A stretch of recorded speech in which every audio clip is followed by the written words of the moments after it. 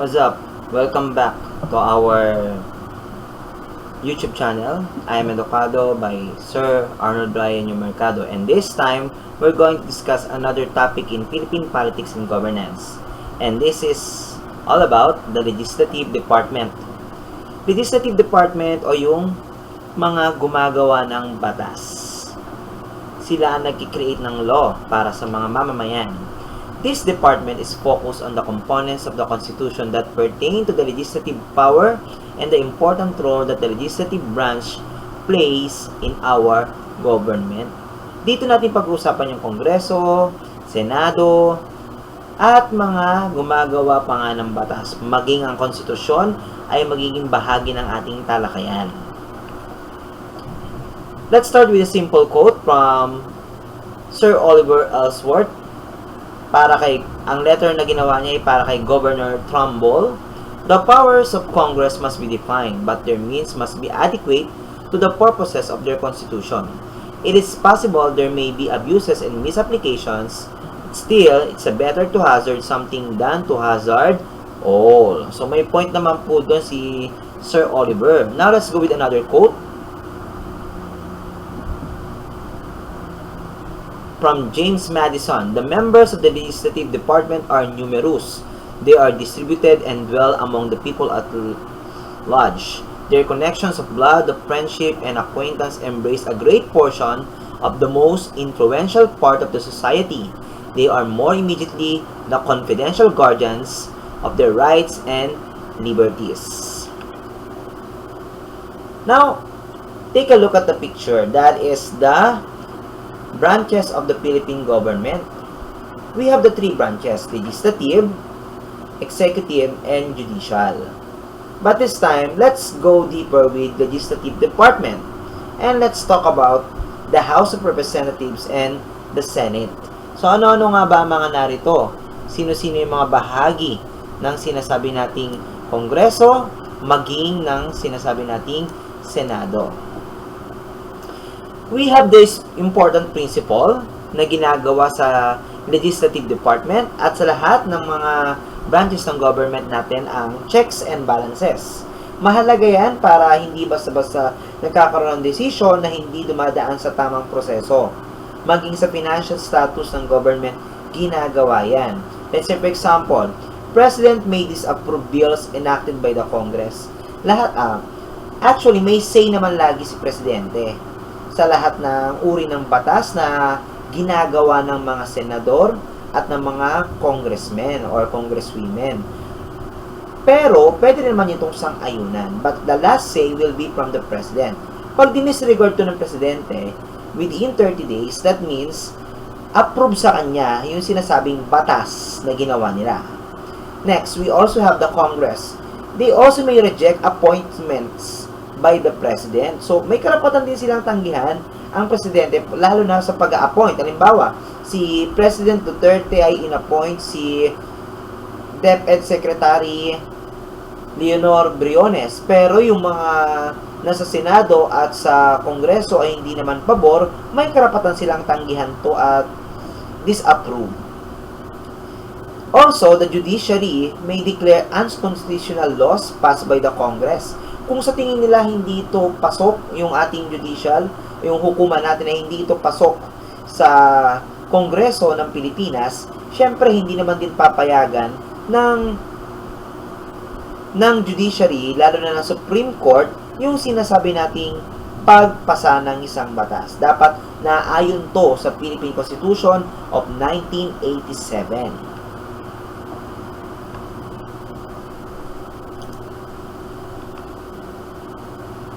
We have this EO number or Executive Order number 464 released by September 26, 2005. Ang nilalaman po nito ay this is to implement the constitutional provisions on the separation of powers between co-equal branches of the government. All heads of departments of all executive branches of the government shall secure the consent of the President before appearing before either House of Congress. Dito, nilabas tong batas na to para magkaroon ng balanse sa kapangyarihan ng tatlong departamento ng ating gobyerno, ng pamahalaan. Lahat yan ay may mga department head sa bawat executive branch ng government at kailangan lahat yan ay magsisecure o hihingi lagi ng consent or permiso sa presidente bago gumawa ng aksyon papunta sa Kongreso o sa Senado. We have also the Supreme Court ruling on EO 464. When we say EO, Executive Order. Congress undoubtedly has a right to information from the executive branch whenever it is sought in aid of legislation. O may karapatan ang Kongreso sa mga impormasyon na nilalabas ng executive branch, lalo na kapag ito ay tungkol sa paggawa ng batas. If the executive branch withholds such information on the ground that is privileged, it must so assert it and state the reason, therefore, and why it must be respected. So doon, papasok din yung karapatan ng executive branch na hawakan ng impormasyon. Pero kapag ito ay wala namang reason, kailangan i-respect din, magkaroon ng respeto para sa executive branch at sa legislative part. Executive privilege covers all confidential or classified information. So, may mga tinatawag nga tayong classified information na hindi basta-basta pinaparating sa madlang people. Ito ay between sa presidente at sa mga public officers. Ano-ano nga ba ang mga impormasyon na to? Una, military, diplomatic, and other national security matter. Lahat yan ay kailangan munang pag-usapan ng presidente at ng mga public officers. Hindi siya basta-basta nire-release para hindi magkaroon ng public panic. Number 2, information between intergovernment agencies. Example, itong nakaraan, Department of Health and Department of Labor. So, mayroon silang pag-uusap na sila na muna na konektado sa pandemic na COVID-19 plus the epekto nito sa mga manggagawang Pilipino, kung paano mga gagawin with the decision of IATF. So, yung mga isang example ng information between intergovernment agencies. We also have number 3, discussion in closed-door cabinet meetings. So, nagkakaroon ng cabinet meetings lalo na sa mga head department or head agency or mga secretary ng gabinete. Lahat yan, medyo tinatawag na nating confidential or classified nga. Last one is the matters affecting national security and public order. Di ba, kung nanonood tayo minsan ng balita, na-actionan na ng Philippine National Police at ng militar ang mga problema ng terorismo. May balita na, may result na. Hindi siya pinapaalam basta-basta na, may paparating na ganito, na pagsabog, hindi po siya ganun. Ginagawan talaga ng paraan muna bago to ilahad sa madlang people. In Article 6, in particular, in Philippine Constitution of 1987, Legislative Department ang nakafocus dyan. So, isa-isayin natin yan. First is the Section 1. The Section 1 focus with legislative powers shall be vested in the Congress of the Philippines. Yan. Yung paggawa nga ng batas at ng mga panukala ay dapat nasa Kongreso ng Pilipinas lamang. So, hindi siya basta-basta gagawa ng batas ng presidente kasi si presidente ay bahagi ng executive branch. Diba? Hindi, nag-execute lang siya ng gagawing batas ng mga nasa Kongreso. Section 2. The Senate shall be composed of 24 senators. Ang Senado, bilang bahagi ng Legislative Department, ay dapat 24 lang na senador. Section 3. No person shall be senator unless he or she is natural-born citizen of the Philippines. So, dapat tatak Pilipino, pinanganak na Pilipino ang dapat tatakbong senador. Diyan pa naman sinasala yan sa COMELEC. Mabuti. Kasi bahagi nga yan ng kanilang pagpasa ng tinatawag nating Certificate of Candidacy or COC. Section 4. The term of office of the senator shall be 6 years only. 6 taon lamang. Kaya papansinin nyo minsan, bakit po sa election may pinapatakbo ulit na senator? Kasi nga 12 muna yon. Then the next 12 will be on the next 6 years.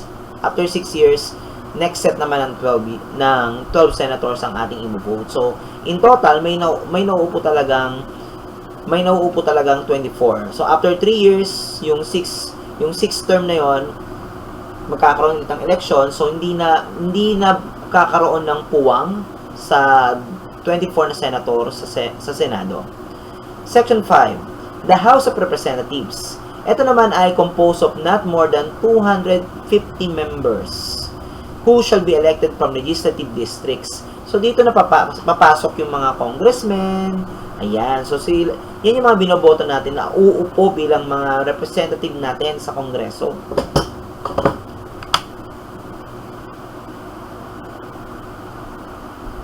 Two kinds of members of House of Representatives. So, ano nga man laman ng House of Representatives natin? First, district representative.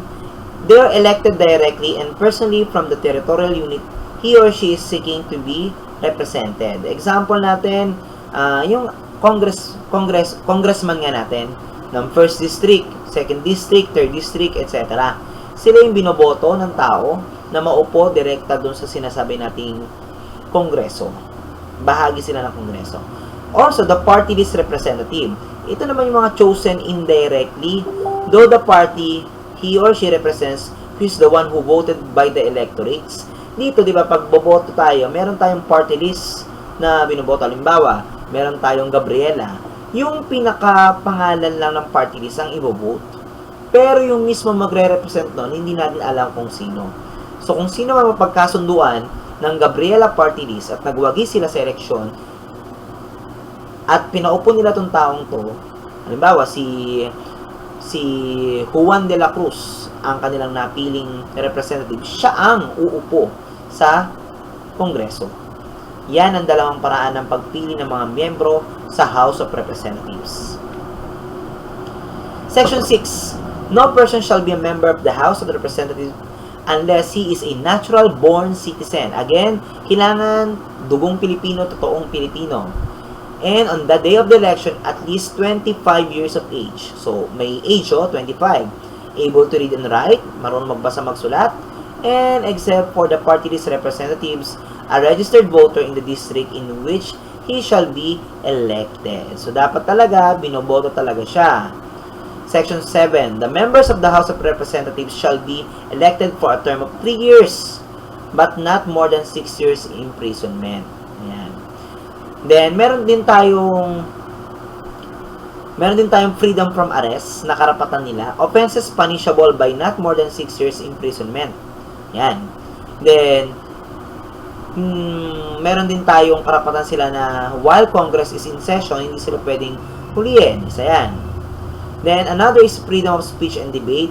Ito naman yung karapatan nila na mag-remark must be made in connection with the discharge of official duties. Then, while Congress is also in session, hindi siya basta-basta pwedeng mahuli nga, lalo na sa karapatan nilang magsalita. Then, the reason for the Congressional Privileges is to enable members of the Congress to discharge their functions adequately and without fear. So, yan yung pinaka-reason para sa mga mambabatas.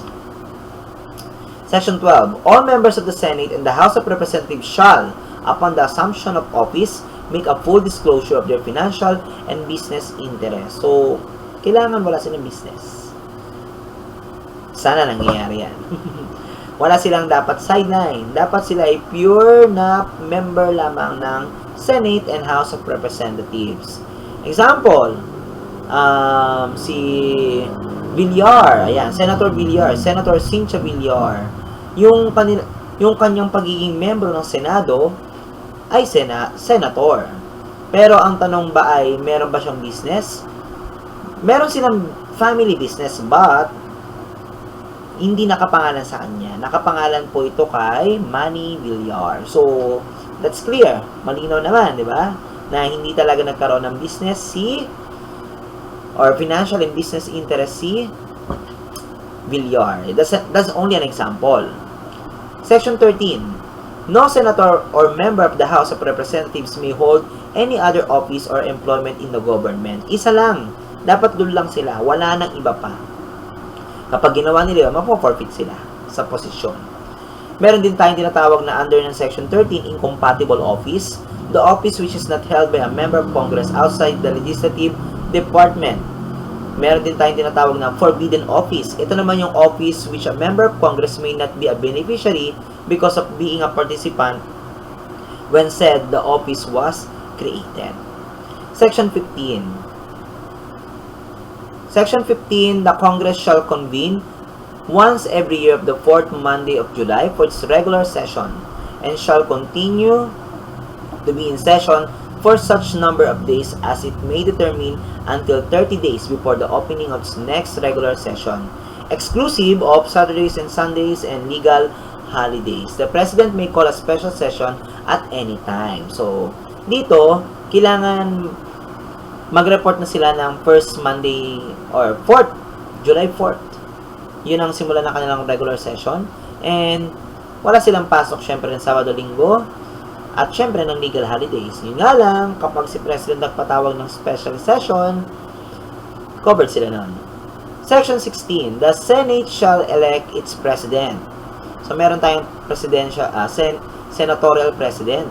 And the House of Representatives, its Speaker. Ayun naman. Sa House of Congress naman, o sa House of Representatives, meron naman sila tinatawag na Speaker by a majority vote of all its respective members. So, pinagbobotohan niya ng mga representatives natin doon. So, kapag nanalo siya sa Senado, Senate President. Pag sa House of Representatives, House Speaker ang tawag. A majority of each house shall constitute a quorum to do business. When we say quorum, tamang bilang ng membrong boboto or mag-undergo ng voting na dapat 1/2 and 1. Number 3, a penalty of suspension when imposed shall not exceed 60 days. So, pag may suspension, only for 60 days. Halimbawa, na-suspend kasi may violation si ganito, si congressman. Yan. Each house shall keep a journal of its proceedings and from time to time publish the same, excepting such parts as may in its judgment affect national security. So, lahat ng mga napag-uusapan doon, tinadocument yan from time to time at dapat yan pinapublish. So, minsan, nako-cover yung buong session ng Kongreso kasi yun talaga yun yun yung pinakadapat makita rin ng mga tao. Ito yung tinatawag nating quorum na nasabi ko na kanina. Some membership which is competent to transact its business. At least 1/2 plus 1 of the members of the body. So, kung 200, example lang 200, so dapat 100 plus 1 para matuloy ang botohan. Then, we also have the legislative journal, na sabi ko nga kanina, official record of what is done and passed in legislative assembly and their proceedings occurred from day to day. So, ano yung mga ganap? Doon nilalagay. Para siyang meeting notebook. Section 17. The Senate and the House of Representatives shall each have an Electoral Tribunal which shall be the sole judges of all contests relating to the election, returns, and qualification of their respective members. So, meron ang bawat bahagi ng Senado at House of Representatives, meron silang Electoral Tribunal. Section 18. There shall be a commission on appointments submitted to it. So, para maupo sila, kailangan may appointment form sila. So, yung appointment form, kanino manggagaling? Kay Presidente. At kapag na-appoint na sila, isasabit nyo sa Commission on Appointments. Then, Section 21, medyo napansin nyo, no? Hindi ko na sinama yung 1920 saka yung Section 14 kanina. Kasi, ang focus natin yung Legislative Department lang talaga. Section 21, the Senate or the House of Representatives or any of its respective committees may conduct inquiries in aid of legislation in accordance with duly published rules or procedure. Actually, yung pag-create talaga ng batas, hindi siya basta-basta na, eto na, gusto ko tong batas na to, pagbotohan natin, hindi po. Kailangan po meron tinatawag na procedure. At yan ay may tanungan pa, bakit i-implement? Sino ang makikinabang? Gaano kalaking budget? Lahat yan pinag-uusapan. So, sir, gaano katagal gumawa ng batas? Medyo matagal. Kasi hearings yan eh. Then, pag-uusapan kung sino ba talaga magbe-benefit. Section 26. No bill passed by either house shall become a law unless it has passed 3 readings on separate days. Ayan. So, kapag magpapasa ng batas, halimbawa, nagawa na yung batas, meron na ihain na gustong batas. Ang tawag doon, bill. Bago siya maging law, bill muna. Yung bill na yon, i-enter mo na yon, pag-uusapan. Kapag pumasa sa unang pagbasa or first reading, it will proceed to the second reading. Nga lang, may pagitan na araw. Then, second reading to third reading. Ayun.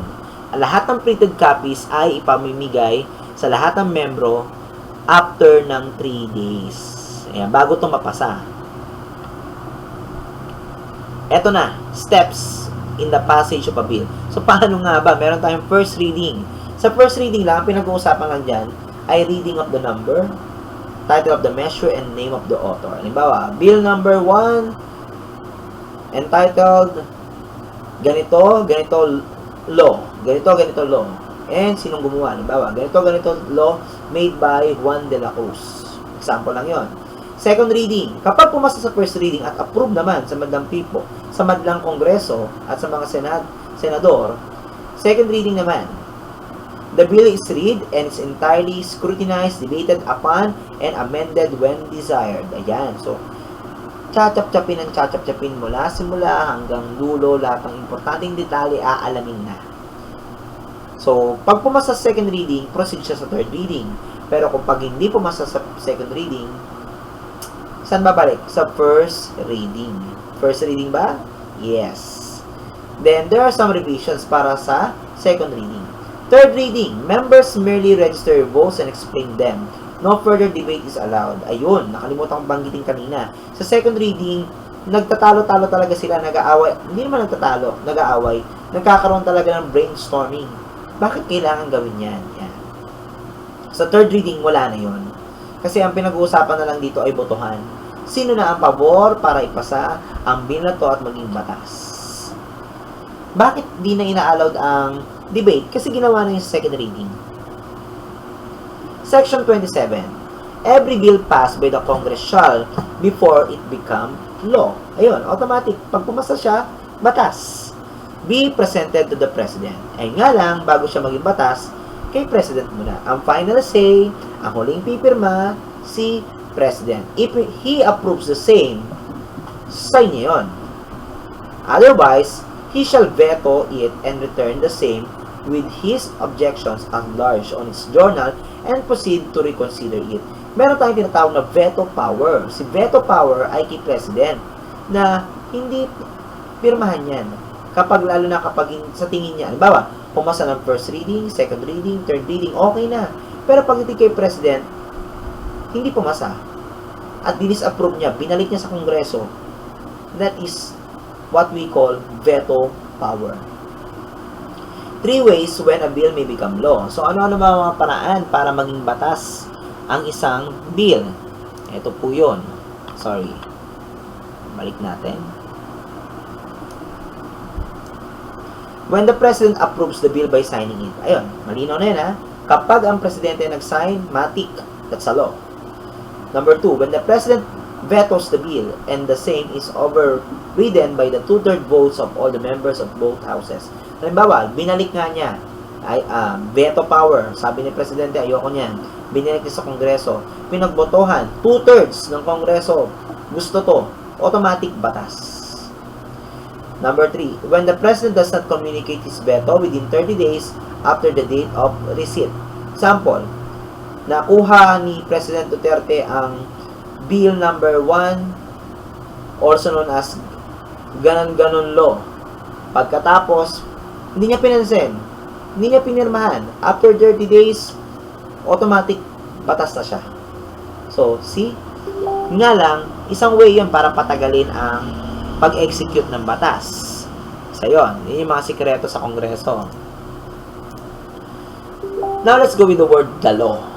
The law or a body of rules, conduct, or action prescribed by a compelling authority which is prescribed by a compelling authority which the people must follow and obey, subject to legal sanctions and consequences in case violation. So, dito, sa batas, talagang aprobado na yan ng Kongreso, ng Senado, ng Presidente.